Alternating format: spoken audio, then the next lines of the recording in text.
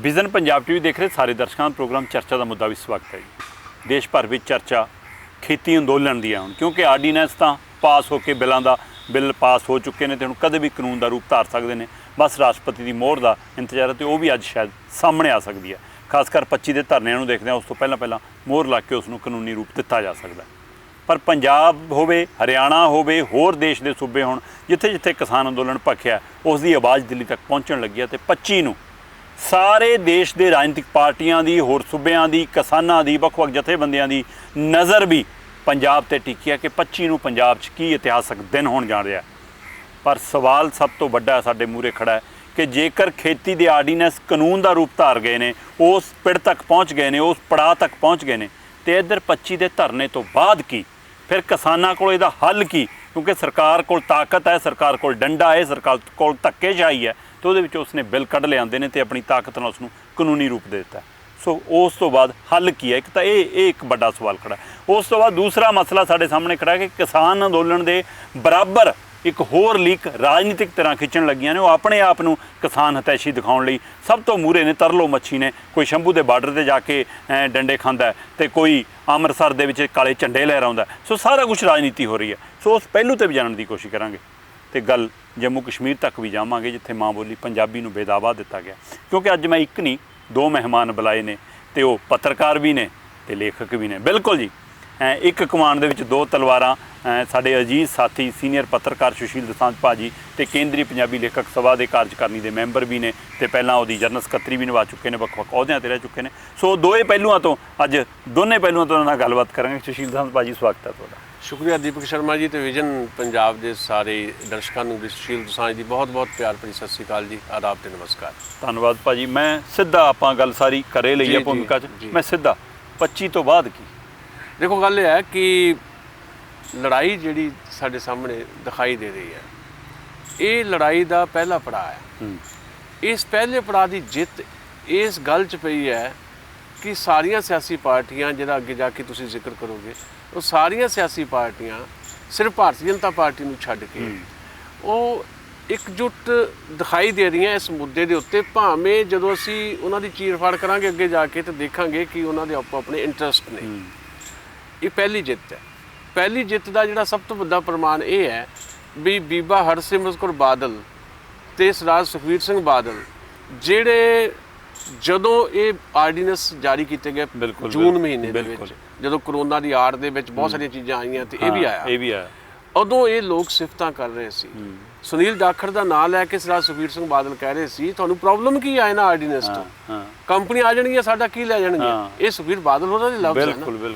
ਉਹੀ ਸੁਖਬੀਰ ਸਿੰਘ ਬਾਦਲ ਜਾ ਕੇ ਪਾਰਲੀਮੈਂਟ ਦੇ ਵਿੱਚ ਜਦੋਂ ਇੱਕ ਕਿਸਾਨਾਂ ਦਾ ਦਬਾਅ ਪੈਂਦਾ ਹੈ ਤੇ ਜਦੋਂ ਬਾਦਲ ਪਿੰਡ ਦੇ ਵਿੱਚ ਇਹਨਾਂ ਦਾ ਆਪਣਾ ਘਰ ਵੀ ਘੇਰਿਆ ਜਾਂਦਾ, ਜਦੋਂ ਉਸ ਪਿੰਡ ਦੇ ਵਿੱਚ ਇੱਕ ਕਿਸਾਨ ਜਿਹੜਾ ਆ ਉਹਦੀ ਮੌਤ ਹੋ ਜਾਂਦੀ ਹੈ ਤੇ ਸੁਸਾਈਡ ਕਰ ਦਿੰਦੇ, ਜਦ ਕਿ ਅਸੀਂ ਸੁਸਾਈਡ ਦੇ ਪੱਖ 'ਚ ਨਹੀਂ ਹੈ। ਇੱਕ ਗੱਲ ਸਾਫ਼ ਕਰਨਾ ਚਾਹੁੰਦਾ, ਖੁਦਕੁਸ਼ੀ ਨਹੀਂ, ਸੰਗਰਾਮ ਦਾ ਵੇਲਾ ਹੈ। ਸੋ ਚਲੋ ਖੈਰ, ਉਹ ਇੱਕ ਐਸਾ ਪ੍ਰੈਸ਼ਰ ਬਿਲਡ ਹੋਇਆ ਕਿ ਸੁਖਬੀਰ ਸਿੰਘ ਬਾਦਲ ਨੂੰ ਉੱਥੇ ਪਾਰਲੀਮੈਂਟ 'ਚ ਕਹਿਣਾ ਪਿਆ ਵੀ ਭਾਈ ਅਸੀਂ ਇਸ ਬਿੱਲ ਦਾ ਵਿਰੋਧ ਕਰਦੇ। ਸਾਡੇ ਤੋਂ ਪੁੱਛਿਆ ਹੀ ਨਹੀਂ ਗਿਆ ਜੀ, ਜਦੋਂ ਆਰਡੀਨੈਂਸ ਸਾਡੇ ਤੋਂ ਪੁੱਛਿਆ ਨਹੀਂ ਗਿਆ। ਪਰ ਮੰਤਰੀ ਹੈ ਵੀ ਤੁਹਾਡੇ ਤੋਂ ਪੁੱਛਿਆ ਨਹੀਂ ਗਿਆ, ਕੈਬਨਿਟ ਮਿਨਿਸਟਰ ਤੁਹਾਡੇ ਮਿਸਿਸ ਨੇ ਬੀਬਾ ਹਰਸਿਮਰਤ ਕੌਰ ਬਾਦਲ, ਜੇ ਪੁੱਛਿਆ ਨਹੀਂ ਗਿਆ ਤੁਸੀਂ ਜੂਨ ਮਹੀਨੇ 'ਚ ਸਿਫਤਾਂ ਕਿਉਂ ਕਰ ਰਹੇ ਸੀ? ਅਲਟੀਮੇਟਲੀ ਇਹ ਪਹਿਲੀ ਜਿੱਤ ਹੈ ਕਿ ਉਸ ਤੋਂ ਬਾਅਦ ਬੀਬਾ ਹਰਸਿਮਰਤ ਕੌਰ ਨੂੰ ਅਸਤੀਫਾ ਦੇਣਾ ਪਿਆ, ਭਾਵੇਂ ਉਹ ਵੀ ਇੱਕ ਕਿਸਮ ਦੀ ਨਾਟਕਬਾਜ਼ੀ ਹੈ, ਪਰ ਇਹ ਪਹਿਲੀ ਜਿੱਤ ਦੇ ਤੌਰ ਤੇ। ਅੱਛਾ, ਜਦ ਮੈਂ ਕਹਿ ਰਿਹਾ ਮੁੱਢਲਾ ਪੜਾਅ, ਅਗਲਾ ਪੜਾਅ ਕੀ ਹੋਣਾ ਹੈ? ਦੇਖੋ, ਕੱਲ ਕੀ ਹੁੰਦਾ ਕੀ ਨਹੀਂ। 25 ਨੂੰ ਬੰਦ ਹੋਏਗਾ ਪੰਜਾਬ, ਉਹਦੇ 'ਚ ਈਵਨ ਸ਼੍ਰੋਮਣੀ ਅਕਾਲੀ ਦਲ ਨੇ ਵੀ ਕਹਿਤਾ ਵੀ ਅਸੀਂ ਵੀ 3 ਘੰਟੇ ਜਾਮ ਕਰਾਂਗੇ ਜੀ। ਜੇ ਪਹਿਲਾਂ ਹੀ ਬੰਦ ਆ ਫਿਰ ਉਹਨਾਂ ਦਾ ਜਾਮ ਕੀ ਕਰੂਗਾ? ਵਗਦੀ ਗੰਗਾ 'ਚ ਹੱਥ ਧੋਣੇ ਆ ਨਾ ਵੀ, ਠੀਕ ਆ, ਕਿਉਂਕਿ ਉਹਨਾਂ ਦਾ ਤਾਂ ਜ਼ੋਰ ਨਹੀਂ ਲੱਗਣਾ। ਮੈਨੂੰ ਕੱਲ ਇੱਕ ਦਰਸ਼ਕ ਦਾ ਥੱਲੇ ਕਮੈਂਟ ਆਇਆ, ਕਹਿੰਦਾ ਬਾਈ ਜੀ ਉਹ ਕਹਿੰਦੇ ਸੀ ਚੱਕਾ ਜਾਮ ਕਰਨਾ, ਚੱਕਾ ਤਾਂ ਪਹਿਲਾਂ ਹੀ ਬੰਦ ਹੋਣਾ, ਕਿ ਜਾਮ ਕਿਹਦਾ ਕਰਨਾ? ਬਸ ਇਹਨੂੰ ਕਹਿੰਦੇ ਆ ਕਿ ਤੁਸੀਂ ਵਗਦੀ ਗੰਗਾ 'ਚ ਹੱਥ ਕਿੱਦਾਂ ਧੋਣੇ। ਜੇ ਤੁਹਾਡੇ ਕੋਲ ਆਪਣੀ ਤਾਕਤ ਹੈ, ਕੋਈ ਵੱਖਰਾ ਦਿਨ ਦੇ ਕੇ ਦੇਖੋ ਨਾ, ਪਤਾ ਲੱਗ ਜਾਏਗਾ ਵੱਖਰੇ ਦਿਨ ਦੇ ਉੱਤੇ ਤੁਸੀਂ ਕੀ ਕਰਦੇ ਹੋ। ਕਿੰਨੀ ਉਸ ਪੁਲਿਸ ਦੀਆਂ, ਜਿਹੜੀ ਪੁਲਿਸ ਤੁਹਾਡੀ ਕਿਸੇ ਵੇਲੇ ਟਵਾਏ ਰਹੀ ਆ, ਉਹਦੀਆਂ ਡਾਂਗਾ ਖਾਂਦੇ ਹੋ, ਫਿਰ ਪਤਾ ਲੱਗੇਗਾ। ਅੱਛਾ, ਅਗਲੀ ਗੱਲ ਜਿਹੜੀ ਆ ਤੁਸੀਂ ਕਹਿ ਰਹੇ ਹੋ ਹੋਏਗਾ ਕਿ ਮੈਨੂੰ ਇਹ ਲੱਗਦਾ ਇਹ ਆ ਵੀ ਕਿਸਾਨਾਂ ਨੂੰ ਸ਼ਾਇਦ ਆਪਣੀ ਰਣਨੀਤੀ ਜਿਹੜੀ ਆ ਉਹ ਬਦਲਣੀ ਪਏਗੀ ਜੀ। ਉਹਨਾਂ ਨੂੰ ਅਸੀਂ ਪੰਜਾਬ ਵਾਲੇ ਆ ਨਾ, ਸਾਨੂੰ ਇਹ ਲੱਗਦਾ ਵੀ ਪੰਜਾਬ ਤੇ ਹਰਿਆਣੇ 'ਚ ਹੀ ਸਾਰਾ ਕੁਝ ਹੋ ਰਿਹਾ, ਹੋਰ ਸਾਰੇ ਦੇਸ਼ 'ਚ ਹੀ ਰਿਹਾ, ਬਿਲਕੁਲ ਹੋ ਰਿਹਾ, ਸਾਰੇ ਦੇਸ਼ 'ਚ ਹੀ ਹੋ ਰਿਹਾ। ਪਰ ਕਿਉਂਕਿ ਉਹ ਹੌਤੀ ਕਿਸਮ ਦਾ ਜਿਹੜਾ ਸੋ ਕਾਰਡ ਨੈਸ਼ਨਲ ਮੀਡੀਆ ਉਹ ਦਿਖਾਉਂਦਾ ਨਹੀਂ, ਇੱਕ ਦੂਜੇ ਸਾਡੀਆਂ ਉੱਥੇ ਨਹੀਂ ਦਿਖਾਉਂਦਾ ਹੋਣਾ, ਸਾਡੀਆਂ ਉੱਥੇ ਨਹੀਂ ਦਿਖਾਉਂਦਾ। ਈਵਨ ਆ ਥੋੜੇ ਦਿਨਾਂ ਦੀ ਗੱਲ ਆ, ਜੀਂਦ ਵਿੱਚ, ਹਰਿਆਣਾ ਸਾਡੇ ਨਾਲ ਆ, ਜੀਂਦ ਦੇ ਵਿੱਚ ਹਜ਼ਾਰਾਂ ਕਿਸਾਨਾਂ ਮਜ਼ਦੂਰਾਂ ਦਾ ਇਕੱਠਿਆਂ ਦਾ ਇਕੱਠ ਹੋਇਆ, ਕਿਸੇ ਨੇ ਦਿਖਾਇਆ ਤੱਕ ਨਹੀਂ ਹੈਗਾ। ਬਿਲਕੁਲ। ਸੋ ਮੇਰੇ ਕਹਿਣ ਦਾ ਮਤਲਬ ਹੈ ਕਿ ਇਹਨਾਂ ਨੂੰ ਆਪੋ ਆਪਣੇ ਸੂਬਿਆਂ ਚੋਂ ਨਿਕਲ ਕੇ ਇੱਕ ਸਾਂਝੇ ਪਲੇਟਫਾਰਮ ਦੇ ਤੌਰ ਦੇ ਉੱਤੇ ਦਿੱਲੀ ਵੱਲ ਨੂੰ ਰੁਖ ਕਰਨਾ ਚਾਹੀਦਾ, ਦਿੱਲੀ ਵੱਲ ਨੂੰ ਰੁਖ ਕਰਕੇ, ਕਿਉਂਕਿ ਸਿੱਧੇ ਤੌਰ ਤੇ ਕੇਂਦਰ ਸਰਕਾਰ ਨਾਲ ਜੁੜਿਆ ਮਸਲਾ ਹੈ।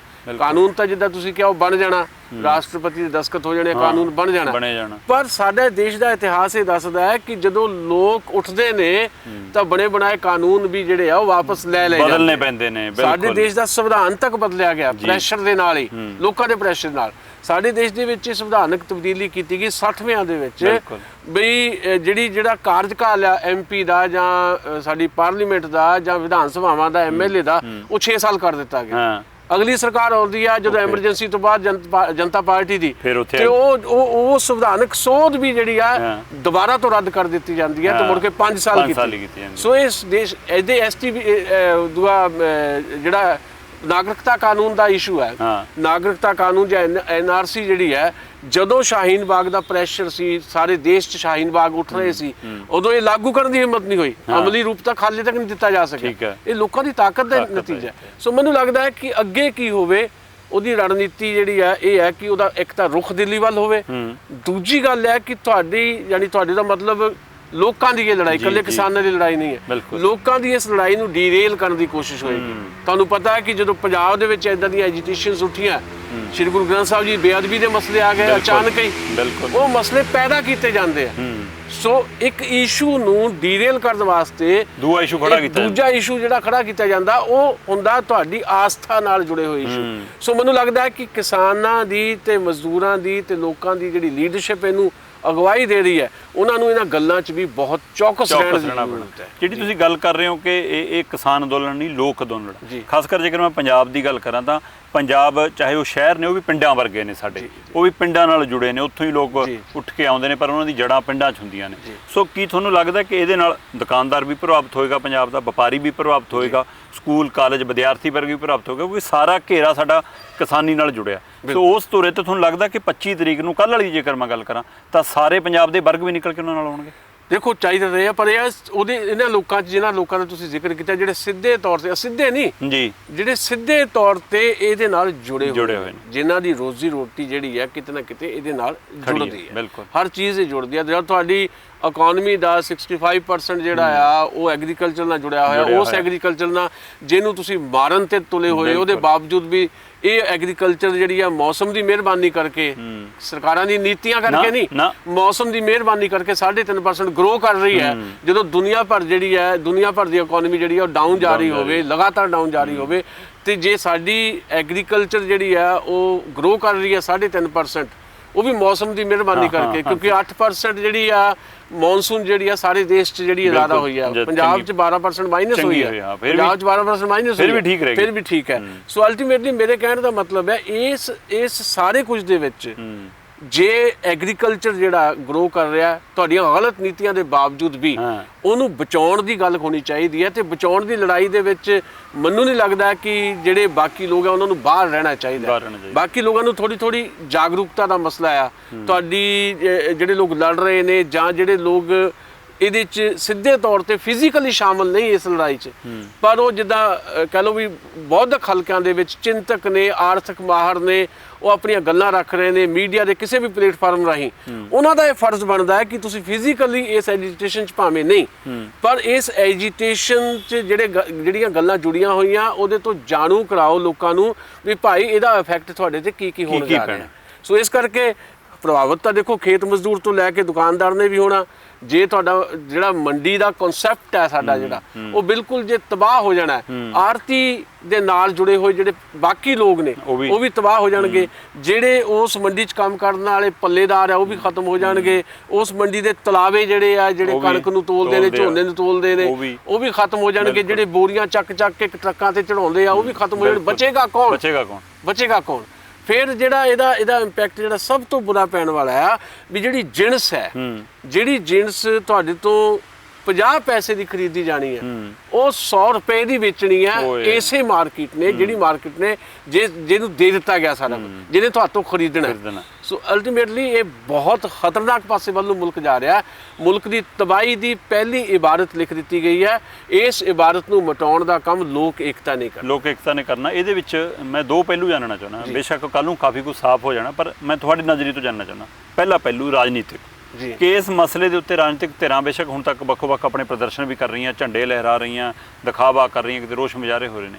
ਕੀ ਲੱਗਦਾ ਕਿ ਕੱਲ੍ਹ ਨੂੰ ਇਹ ਪਾਰਟੀਆਂ ਜਿਹੜੀਆਂ ਲਗਾਤਾਰ ਕਹਿੰਦੀਆਂ ਰਹੀਆਂ ਕਿ ਅਸੀਂ ਕਿਸਾਨਾਂ ਦੇ ਨਾਲ ਆ, ਕਿਸਾਨ ਹਿਤੈਸ਼ੀ ਆ, ਕੱਲ੍ਹ ਨੂੰ ਕਿਸਾਨਾਂ ਦੇ ਮਗਰ ਤੁਰ ਲੈਣਗੀਆਂ ਕਿ ਉੱਥੇ ਮੂਹਰੇ ਤਾਂ ਪਾ ਲੈਣਗੀਆਂ? ਕਿਉਂਕਿ ਕਿਸਾਨ ਜਥੇਬੰਦੀਆਂ ਕਹਿ ਚੁੱਕੀਆਂ ਕਿ ਸਾਡੀ ਸਟੇਜ ਕਿਸੇ ਰਾਜਨੀਤਿਕ ਧਿਰ ਲਈ ਨਹੀਂ, ਜਿਹਨੇ ਆਉਣਾ ਪਿੱਛੇ ਲੱਗ ਕੇ ਤੁਰੋ। ਇੱਕ ਇਹ। ਦੂਜਾ, ਲਗਾਤਾਰ ਪਿਛਲੇ 5-7 ਦਿਨਾਂ ਤੋਂ ਸੋਸ਼ਲ ਮੀਡੀਆ ਦੇ ਉੱਤੇ ਸਿੰਗਰਾਂ ਦੇ, ਪੰਜਾਬੀ ਕਲਾਕਾਰਾਂ ਦੇ ਸੁਨੇਹੇ ਆ ਰਹੇ ਨੇ। ਠੀਕ ਹੈ, ਉਹ ਪੰਜਾਬ ਨਾਲ ਜੁੜੇ ਨੇ, ਉਹਦੇ ਖਾੜੇ ਵੀ ਤਾਂ ਹੀ ਲੱਗਦੇ ਜੇ ਜੱਟ ਦੀ ਜੇਬ 'ਚ ਪੈਸੇ ਹੁੰਦੇ ਆ। ਪੰਜਾਬ ਦੇ ਸੱਭਿਆਚਾਰਕ ਪਿੰਡਾਂ 'ਚ ਮੇਲੇ ਇਹਨਾਂ ਕਿਸਾਨਾਂ ਸਿਰਾਂ ਦੇ ਭਰਦੇ ਆ। ਕੀ ਉਹ ਸਿਰਫ ਸੋਸ਼ਲ ਮੀਡੀਆ ਤੱਕ ਰਹਿਣਗੇ ਜਾਂ ਲੱਗਦਾ ਕਿ ਕੱਲ੍ਹ ਨੂੰ ਧਰਨਿਆਂ 'ਚ ਵੀ ਆ ਬੈਠਣਗੇ?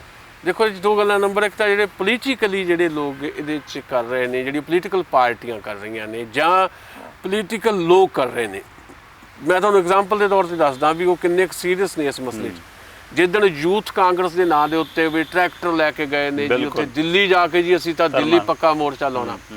ਕਿਸੇ ਦੇ ਕੋਲ ਵੀ ਤੁਸੀਂ ਕੋਈ ਛੋਟਾ ਮੋਟਾ ਵੀ ਬੈਗ ਦੇਖਿਆ ਜਿਹਦਾ ਕਿਸਾਨਾਂ ਕੋਲ ਬੈਗ ਆ ਵੀ ਹਾਂ ਵੀ ਮੈਂ ਤਾਂ ਜੀ ਪੱਕਾ ਬੈਠਾ ਪਟਿਆਲੇ ਮੋਰਚੇ 'ਚ ਜਾ ਕੇ, ਤੇ ਮੈਂ ਤਾਂ ਜੀ 20 ਦਿਨ ਨਹੀਂ ਉੱਠਣਾ, ਤੇ ਮੇਰੇ ਕੋਲ ਮੇਰੇ 2 ਬਣਾਣਾ ਹੈਗੀਆਂ, 2 ਕੱਚੇ ਹੈਗੇ ਆ ਜੀ। ਜਿੱਦਣ ਆਪਾਂ ਚੰਡੀਗੜ੍ਹ ਪੰਜਾਬੀ ਮੰਚ ਵੱਲੋਂ ਗ੍ਰਿਫਤਾਰੀਆਂ ਦੇਣੀਆਂ ਸੀ, ਉਦੋਂ ਮੈਂ ਘਰੋਂ ਬਰੱਸ਼, ਕੱਛਾ, ਬਨੈਣ, ਤੋਲੀਆ ਝੋਲੇ 'ਚ ਨਾਲ ਪਾ ਕੇ ਲੈ ਗਿਆ ਸੀ ਕਿ ਸਾਡੀ ਗ੍ਰਿਫਤਾਰੀ ਪਤਾ ਨਹੀਂ ਕਿੰਨੇ ਦਿਨ ਰੱਖ ਲੈਣ। ਤੇ ਕਿਸੇ ਕੋਲ ਦੇਖਿਆ ਤੁਸੀਂ ਯੂਥ ਕਾਂਗਰਸ ਕੋਈ ਇੱਕ ਛੋਟਾ ਜਿਹਾ ਵੀ ਬੈਗ?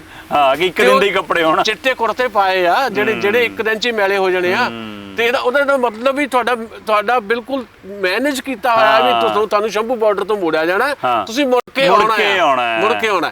ਏਦਾਂ ਹੀ ਤੁਹਾਡਾ ਸਿਮਰਜੀਤ ਬੈਂਸ ਵਾਲਾ ਮਸਲਾ ਹੈ। ਬਿਲਕੁਲ ਨਾ ਜੀ, ਏਦਾਂ ਹੀ ਤੁਹਾਡੇ ਜਿਹੜੇ ਬਾਕੀ ਲੋਕ ਜਾਂਦੇ ਆਪਣੇ ਆਪ ਨੂੰ ਜਿਹੜੇ ਬਹੁਤ ਜ਼ਿਆਦਾ ਹਿਤੈਸ਼ੀ ਦੱਸਦੇ ਆ ਵੀ ਅਸੀਂ ਜੀ ਕਿਸਾਨਾਂ ਲਈ ਮਰ ਜਾਾਂਗੇ, ਕਿਸਾਨਾਂ ਲਈ ਉਹ ਕਰ ਲਾਂਗੇ। ਇਹ ਜੂਨ 'ਚ ਕਿਉਂ ਨਹੀਂ ਬੋਲੇ? ਜੂਨ ਮਹੀਨੇ 'ਚ ਕੀ ਸੱਪ ਸੌਂ ਗਿਆ ਸੀ ਸਾਡੇ? ਜਦੋਂ ਇਹਨਾਂ ਨੂੰ ਸਮਝ ਨਹੀਂ ਆਈ, ਜਦੋਂ ਕੈਬਨਿਟ 'ਚ ਆਇਆ ਸੀ, ਜਦੋਂ ਉਹ ਤੋਂ ਬਾਅਦ ਕਿਉਂ ਨਹੀਂ ਬੋਲੇ? ਮੈਂ ਕਹਾਂ ਜੀ ਤੁਸੀਂ ਮੈਨੂੰ ਦੱਸੋ, ਅੱਜ ਸੁਖਪਾਲ ਸਿੰਘ ਖਹਿਰਾ ਹੋਰੀ ਜਿਹੜੇ ਆ, ਸੁਖਪਾਲ ਸਿੰਘ ਖਹਿਰਾ ਹੋਰਾਂ ਦਾ ਸਿੱਧਾ ਜਿਹਾ ਮਸਲਾ ਉਹ ਸੋਸ਼ਲ ਮੀਡੀਆ ਤੋਂ ਬਿਨਾਂ ਕਿਤੇ ਹੈ ਹੀ ਨਹੀਂ। ਤੇ ਕਿਉਂਕਿ ਜਿਨ੍ਹਾਂ ਨੂੰ ਗੱਲਾਂ ਦਾ ਕੜਾਹ ਬਣਾਉਣਾ ਆਉਂਦਾ ਉਹਨਾਂ ਨੂੰ ਗੱਲਾਂ ਬੜੀਆਂ ਵਧੀਆ ਆਉਂਦੀਆਂ। ਸਾਡੇ ਪ੍ਰਧਾਨ ਮੰਤਰੀ ਨੂੰ ਵੀ ਗੱਲਾਂ ਹੀ ਆਉਂਦੀਆਂ। ਸੋ ਸਾਡਾ ਜਿਹੜਾ ਅਸਲ ਸਾਡੀ ਮਾਨਸਿਕਤਾ ਨਾ, ਸਾਡੇ ਮੁਲਕ ਵਾਸੀਆਂ ਦੀ, ਭਾਰਤ ਵਾਸੀਆਂ ਦੀ ਜਾਂ ਪੰਜਾਬ ਵਾਸੀਆਂ ਦੀ, ਅਸੀਂ ਅਸਲ ਕੰਨ ਰਸ ਦੇ ਆਦੀ ਹਾਂ। ਸਾਨੂੰ ਜਿਹੜੀ ਕੰਨਾਂ ਨੂੰ ਚੰਗੀਆਂ ਗੱਲਾਂ ਲੱਗਦੀਆਂ ਨਾ, ਉਹੀ ਅਸੀਂ ਸੁਣਦੇ ਆ, ਸਾਨੂੰ ਉਹ ਚੰਗੀਆਂ ਲੱਗਦੀਆਂ, ਉਹੀ ਲੀਡਰ ਸਾਨੂੰ ਚੰਗੇ ਲੱਗਣ ਲੱਗ ਪੈਂਦੇ। ਸੋ ਇਸ ਕਰਕੇ ਮੇਰਾ ਕਹਿਣਾ, ਚਾਹੇ ਸਿਮਰਜੀਤ ਬੈਂਸ ਉਹਨਾਂ ਦੀ ਪਾਰਟੀ ਲੋਕ ਇਨਸਾਫ ਉਹਦਾ ਨਾਂ ਹੈ, ਲੋਕ ਇਨਸਾਫ ਪਾਰਟੀ, ਚਾਹੇ ਸੁਖਪਾਲ ਸਿੰਘ ਖਹਿਰਾ ਉਹਨਾਂ ਨੇ ਵੱਖਰੀ ਪਾਰਟੀ ਜਾਂ ਵੱਖਰੀ ਧਿਰ ਬਣਾ ਲਈ ਸੀ, ਚਾਹੇ ਹੁਣ ਆ ਨਵਜੋਤ ਸਿੰਘ ਸਿੱਧੂ ਨਿਕਲੇ ਨੇ। ਮਤਲਬ ਨਵਜੋਤ ਸਿੰਘ ਸਿੱਧੂ ਦਾ ਇੱਕੋ ਇੱਕ ਮਾਮਲਾ ਹੈ ਕਿ ਉਹਨੂੰ ਕਿਸੇ ਤਰੀਕੇ ਦੇ ਨਾਲ ਜਾਂ ਤਾਂ ਪੰਜਾਬ ਦੀ ਡਿਪਟੀ ਸੀਐਮ ਦੀ ਕੁਰਸੀ ਚਾਹੀਦੀ ਹੈ ਇਸ ਸਰਕਾਰ ਦੇ ਵਿੱਚ, ਜਾਂ ਅਗਲੀ ਸਰਕਾਰ 'ਚ ਮੁੱਖ ਮੰਤਰੀ ਦੇ ਕੈਂਡੀਡੇਟ ਚਾਹੀਦੇ ਆ। ਸੋ ਉਹਦੇ ਲਈ ਉਹ ਆਪਣੇ ਪੱਤੇ ਵੱਖਰੇ ਵੱਖਰੇ ਤਰੀਕੇ ਨਾਲ ਖਿਲਾਰਦੇ ਰਹਿੰਦੇ ਆ, ਕੋਈ ਕਿਸਾਨਾਂ ਦੇ ਨਾਲ ਨਹੀਂ ਹੈ। ਮੈਨੂੰ ਯਾਦ ਹੈ ਕਿ ਨਵਜੋਤ ਸਿੰਘ ਸਿੱਧੂ ਨੇ ਸਾਡੇ ਹੀ ਇੱਥੇ ਕਲਾ ਭਵਨ ਦੇ ਵਿੱਚ, ਚੰਡੀਗੜ੍ਹ ਦੇ ਵਿੱਚ ਪੰਜਾਬੀ ਦੇ ਮੁੱਦੇ ਦੇ ਉੱਤੇ ਚੂੜੀ ਭਰ ਕੇ ਨਾ ਕਸਮ ਖਾਧੀ ਸੀ, ਪਰ ਆਪ ਖੁਦ ਪੰਜਾਬ ਦੇ ਵਿੱਚ ਮੰਤਰੀ ਸੀ ਤੇ ਆਪਣੀ ਪੰਜਾਬ ਦੀ ਜਿਹੜੀ ਭਾਸ਼ਾ ਜਾਂ ਬੋਲੀ ਵਾਲੀ ਨੀਤੀ ਉਹਦੇ ਨੂੰ ਬਦਲਾਉਣ ਲਈ ਕੀ ਕੀਤਾ। ਜੇ ਉਹਨਾਂ ਨੇ ਅਸਤੀਫਾ ਦਿੱਤਾ ਜਾਂ ਜੇ ਉਹ ਬਾਹਰ ਗਏ ਨੇ ਤਾਂ ਉਹ ਆਪਣੀ ਸਿਰਫ ਤੇ ਸਿਰਫ ਇਸ ਇੱਛਾ ਕਰਕੇ ਗਏ ਨੇ ਕਿ ਮੈਨੂੰ ਬਣਦਾ ਥਾਂ ਨਹੀਂ ਮਿਲ ਰਿਹਾ। ਨਿੱਜੀ ਮਸਲਾ ਸੀ, ਨਿੱਜੀ ਪੰਜਾਬ ਮਸਲਾ ਨਹੀਂ ਸੀ। ਸੋ ਇਸ ਕਰਕੇ ਕਿਸਾਨਾਂ ਲਈ ਬੋਲਣ ਵਾਲੇ ਤੇ ਕਿਸਾਨਾਂ ਲਈ ਲੜਨ ਵਾਲੇ ਇਹ ਬਿਲਕੁਲ ਵੱਖਰੇ ਵੱਖਰੇ ਲੋਕ ਨੇ। ਜਿੱਥੋਂ ਤੱਕ ਤੁਹਾਡਾ ਕਲਾਕਾਰਾਂ ਦਾ ਮਸਲਾ ਆਪਾਂ ਬ੍ਰੇਕ ਤੇ ਜਾਣਾ, ਮੈਂ ਇਹੀ ਗੱਲ ਜਾਣੀ ਜੀ। ਕਲਾਕਾਰਾਂ ਦਾ ਮੈਂ ਇੱਕ ਸਤਰ 'ਚ ਦੱਸ ਦਿੰਦਾ ਵੀ ਚੰਗੀ ਗੱਲ ਹੈ, ਅਸੀਂ ਐਪਰੀਸ਼ੀਏਟ ਕਰਦੇ ਹਾਂ ਜਿਹੜਾ ਵੀ ਇਸ ਆਵਾਜ਼ 'ਚ ਆਵਾਜ਼ ਬਣਾਉਂਦਾ, ਅਸੀਂ ਉਹਨੂੰ ਐਪਰੀਸ਼ੀਏਟ ਕਰਦੇ ਹਾਂ। ਲੋਕਾਂ ਦਾ ਮਸਲਾ ਇਹ ਜਿਹੜੇ ਸਾਡੇ ਸਿੰਗਰ ਨੇ, ਸਾਡੇ ਕਲਾਕਾਰ ਨੇ, ਇਹ ਵੀ ਕਿਤੇ ਬਾਹਰੋਂ ਨਹੀਂ ਆਏ, ਉਹ ਵੀ ਖੇਤਾਂ ਦੇ ਪੁੱਤਾਂ ਦੇ ਪੁੱਤ ਹੈਗਾ। ਇਸ ਕਰਕੇ ਜੋ ਆ ਰਹੇ ਨੇ ਚੰਗੀ ਗੱਲ ਹੈ, ਪਰ ਕੁਝ ਲੋਕ ਸਿਰਫ ਫੋਕੀ ਕਿਸਮ ਦੀ ਸ਼ੋਹਰਤ ਲਈ ਵੀ ਆਉਂਦੇ ਆ। ਪਰ ਮੈਨੂੰ ਲੱਗਦਾ ਹੈ ਕਿ ਜੇ ਇਹਨੂੰ ਇੱਕ ਲਹਿਰ ਬਣਾ ਕੇ ਉਹ ਤਰਨ ਤੇ ਧਰਨਿਆਂ ਦੇ ਵਿੱਚ ਵੀ ਇੱਕ, ਵੈਸੇ ਉਹ ਇੱਕ ਮੈਨੂੰ ਸਿੰਗਰ ਦਾ ਨਾਮ ਭੁੱਲ ਗਿਆ, ਗਰੇਵਾਲ ਜਾਂ ਬਾਵੇ ਨੇ ਵੀ ਕਿਹਾ ਵੀ ਅਸੀਂ ਧਰਨੇ 'ਚ ਵੀ ਜਾਵਾਂਗੇ। ਤੇ ਉਹਨਾਂ ਨੇ ਇਹ ਵੀ ਗੱਲ ਕਹੀ ਆ ਵੀ ਤੁਸੀਂ ਕਿਸੇ ਪੋਲੀਟੀਕਲ ਪਾਰਟੀ ਦੇ ਮਗਰ ਨਾ ਲੱਗਿਓ, ਵੀ ਤੁਸੀਂ ਲੋਕਾਂ ਦੀ ਲੜਾਈ ਆ, ਕਿਸਾਨਾਂ ਦੇ ਧਰਨੇ 'ਚ ਜਾਇਓ, ਅਸੀਂ ਵੀ ਜਾਵਾਂਗੇ। ਕਿਆ ਹੈ, ਪਰ ਬਾਕੀ ਅਮਲੀ ਰੂਪ ਦੇਖਦੇ ਆ। ਸੋ ਬਿਲਕੁਲ ਅਮਲੀ ਰੂਪ ਸਵੇਰੇ ਪਤਾ ਲੱਗੇਗਾ ਕਿ ਕਿਹੜੀ ਧਿਰ ਬੈਠਦੀ ਹੈ। ਜਿਹੜੀ ਗੱਲ ਸੁਸ਼ੀਲ ਦਸਾਂਝ ਭਾਜੀ ਨੇ ਕਹੀ ਕਿ ਇਹ ਕਲਾਕਾਰ ਕਈ ਵਾਰ ਸ਼ੋਹਰਤ ਲਈ ਵੀ, ਪਰ ਕੁਝ ਕਲਾਕਾਰ ਜਿਹੜੇ ਹਕੀਕਤ ਹੋਣਗੇ ਉਹ ਕੱਲ੍ਹ ਨੂੰ ਧਰਨਿਆਂ 'ਚ ਵੀ ਜਾਣਗੇ। ਸੋ ਸਵਾਲ ਇਕੱਲੇ ਸਿੰਗਰਾਂ ਦਾ ਨਹੀਂ, ਕਲਾਕਾਰਾਂ ਦਾ ਨਹੀਂ, ਵੱਖ-ਵੱਖ ਜਥੇਬੰਦੀਆਂ ਨੇ ਜਿਨ੍ਹਾਂ ਨੇ ਐਲਾਨ ਕੀਤੇ ਨੇ ਉਹਨਾਂ ਦੀ ਸ਼ਮੂਲੀਅਤ ਕੀ ਹੋਏਗੀ। ਤੇ ਉਹਦੇ ਵਿੱਚ ਮੈਂ ਜਿਵੇਂ ਆਪਾਂ ਸ਼ੁਰੂ 'ਚ ਗੱਲ ਕੀਤੀ ਸੀ ਕਿ ਅੱਜ 2 ਮਹਿਮਾਨ ਨੇ, ਸੋ ਦੂਏ ਪਹਿਲੂ ਤੋਂ ਮੈਂ ਸੁਸ਼ੀਲ ਦਸਾਂਝ ਭਾਜੀ ਤੋਂ ਬ੍ਰੇਕ ਤੋਂ ਬਾਅਦ ਜਾਣਨ ਦੀ ਕੋਸ਼ਿਸ਼ ਕਰਾਂਗਾ ਕਿ ਬਤੌਰ ਕੇਂਦਰੀ ਪੰਜਾਬੀ ਲੇਖਕ ਸਭਾ ਦੇ ਨੁਮਾਇੰਦੇ ਹੋਣ ਦੇ ਨਾਤੇ ਇਹ ਕੱਲ੍ਹ ਨੂੰ ਕਿਹੜੇ ਧਰਨੇ 'ਚ ਸ਼ਾਮਲ ਹੋਣ ਜਾ ਰਹੀ ਹੈ ਕੇਂਦਰੀ ਪੰਜਾਬੀ ਲੇਖਕ ਸਭਾ। ਸੋ ਪਰ ਸਮਾਂ ਛੋਟੀ ਜਿਹੀ ਬ੍ਰੇਕ ਦਾ, ਬ੍ਰੇਕ ਲਈ ਰੁਕਾਂਗੇ, ਹੁਣੇ ਪਰਤਦੇ ਹਾਂ। ਤੁਸੀਂ ਵੇਖਦੇ ਰਹੋ ਵਿਜ਼ਨ ਪੰਜਾਬ TV।